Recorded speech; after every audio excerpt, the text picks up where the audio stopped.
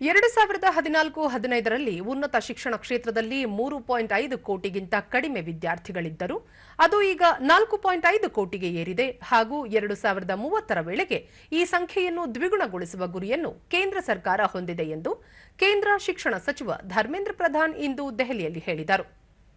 ರಾಷ್ಟ್ರೀಯ ಸಾಂಸ್ಥಿಕ ಶ್ರೇಯಾಂಕದ ಪಟ್ಟಿಯನ್ನು ಬಿಡುಗಡೆ ಮಾಡಿದ ಸಚಿವರು, ದೇಶದ ಒಟ್ಟಾರೆ ಶ್ರೇಯಾಂಕದಲ್ಲಿ ಭಾರತೀಯ ತಂತ್ರಜ್ಞಾನ ಸಂಸ್ಥೆ ಮದ್ರಾಸ್ ಅಗ್ರಸ್ಥಾನದಲ್ಲಿದ್ದರೆ, ಬೆಂಗಳೂರಿನ ಭಾರತೀಯ ವಿಜ್ಞಾನ ಸಂಸ್ಥೆ ಮತ್ತು ಬಾಂಬೆ ಭಾರತೀಯ ತಂತ್ರಜ್ಞಾನ ಸಂಸ್ಥೆ ನಂತರದ ಸ್ಥಾನಗಳಲ್ಲಿವೆ ಎಂದರು. ಕಾನೂನು ಸಂಸ್ಥೆಗಳ ವಿಭಾಗದಲ್ಲಿ ಬೆಂಗಳೂರಿನ national law school of India ವಿಶ್ವವಿದ್ಯಾಲಯ ಮೊದಲ ಸ್ಥಾನ ಗಳಿಸಿದೆ ಎಂದು ಹೇಳಿದರು. 2014ರಲ್ಲಿ ವಿಶ್ವದ ಉನ್ನತ ಶ್ರೇಯಾಂಕದ 500 ವಿಶ್ವವಿದ್ಯಾಲಯಗಳ ಪೈಕಿ ಭಾರತದ 11 ಶಿಕ್ಷಣ ಸಂಸ್ಥೆಗಳು ಇತ್ತು. ಇಂದು ಅದರ ಸಂಖ್ಯೆ 54ಕ್ಕೆ ಏರಿದೆ.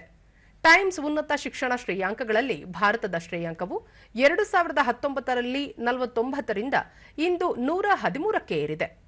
ಫಿನಾನ್ಷಿಯಲ್ ಟೈಮ್ಸ್ ಗ್ಲೋಬಲ್ ಎಂಬಿಎ ಶ್ರೇಯಾಂಕಗಳಲ್ಲಿ ಭಾರತದ 6 ಐಐಎಂಗಳು ಈಗ ಅಗ್ರ 100ರಲ್ಲಿವೆ ಎಂದು ಅಂಕಿಅಂಶ ನೀಡಿದರು. हमारी और भी एक इंडिकेटर है, हमारी देश में लगभग 50,000 हायर एजुकेशन इंस्टीट्यूशन है।